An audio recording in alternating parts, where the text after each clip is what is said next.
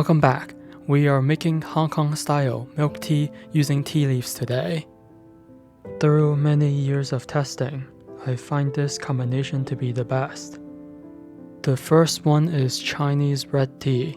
In Cantonese it's called Hong Cha. The second one is black tea, which is common in English breakfast tea.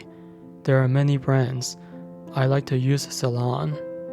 The third is Chinese pu'er tea. In Cantonese it's called bo lei. This adds a depth of flavor and fragrance. There is also eggshells. This is for neutralizing the tannins, which leaves a very bitter and dry mouth feel. Eggshells make the tea more smooth. First, you need a fine cloth tea filter. Then, crush 2 eggshells inside the filter. It's okay if there's a little bit of egg white. You don't have to worry about bacteria because the water is hot enough and you will boil the tea the second time later anyways. You need 2 pots or large teapots, which is even better.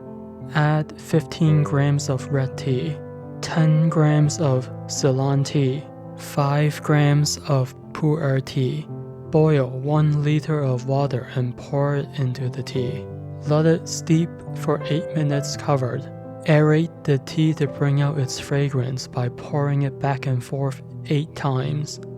Now, we have to address a myth here. There is the common misconception that people thought Hong Kong milk tea is made using women's stocking as the filter. This is incorrect. It is actually the stained tea filter bag that makes it look like stockings. After 8 times, bring it back to a slow boil, then remove from the heat. Don't let it boil vigorously, otherwise you will lose the delicate flavors from the tea. Transfer into a teapot to serve. In a 125 ml teacup, start with 1 tablespoon of condensed milk. Then add the tea. You can adjust sweetness and tea concentration according to your personal preference.